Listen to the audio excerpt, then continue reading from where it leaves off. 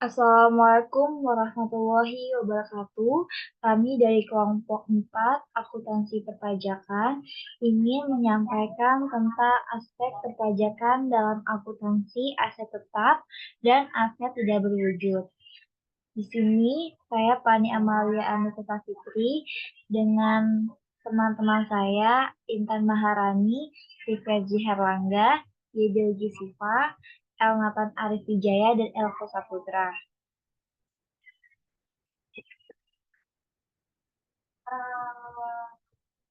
Aspek perpajakan dalam akuntansi aset tetap dan aset tak berwujud.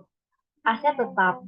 Aset tetap adalah aset berwujud yang dimiliki untuk digunakan dalam produksi atau penyediaan barang atau jasa untuk direntalkan kepada pihak lain atau untuk tujuan administratif dan diharapkan untuk digunakan selama lebih dari satu periode. Sedangkan aset tak berwujud adalah aset tidak lancar dan tidak berbentuk yang memberikan hak keekonomian dan hukum kepada pemiliknya dan dalam laporan keuangan tidak dicakup secara terpisah dalam klasifikasi aset yang lain.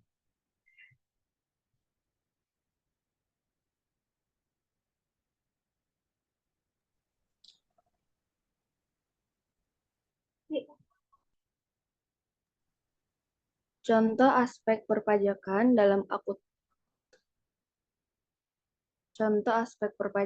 dalam akuntansi aset tetap dan aset tidak berwujud. Aset tetap yang pertama itu ada gedung dan bangunan, ada tanah, ada peralatan, ada kendaraan dan mesin. Selanjutnya aset tidak berwujud itu ada lisensi, ada hak cipta, ada merek dagang, ada sistem keamanan, dan ada franchise.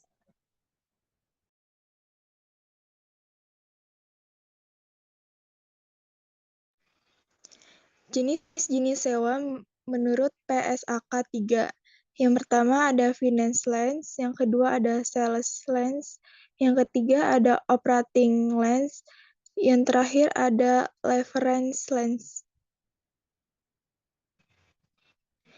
Jenis sewa yang diakui perpajakan. Yang pertama, sewa dengan hak opsi, yang kedua, sewa tanpa hak opsi.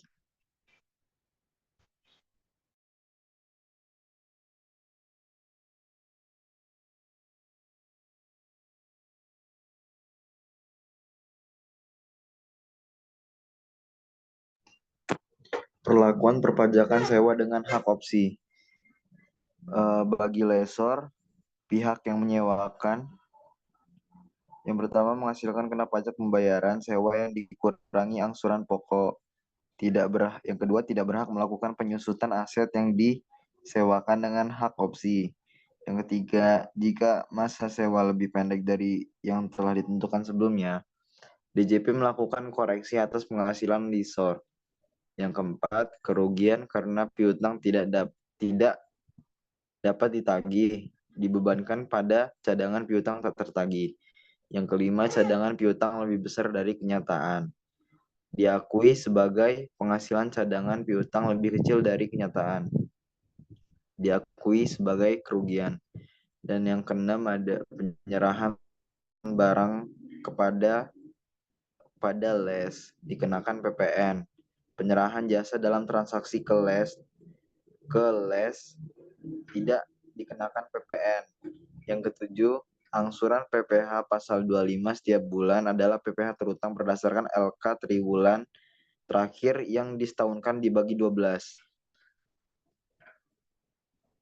Bagi les, pihak yang menyewa. Selama masa sewa, les tidak boleh melakukan penyusutan atas barang modal yang disewakan sampai les menggunakan hak opsi untuk membeli. Yang kedua, dasar penyusutan adalah nilai sisa. Yang ketiga, pembayaran sewa dapat mengurangi penghasilan bruto les jika memenuhi ketentuan kapital lesi.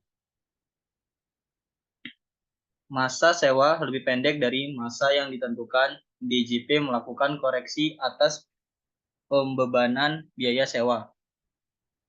Lesi tidak memotong PPh 23 atas pembayaran sewa yang dibayar.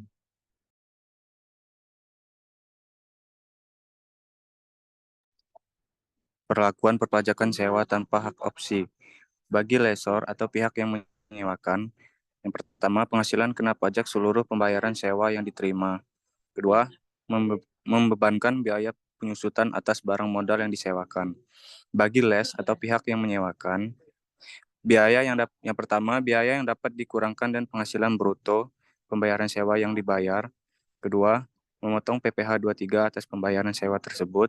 Tiga, atas penyerahan jasa dalam transaksi sewa tanpa hak offset dari lesor kepada lese dikenai utang PPN.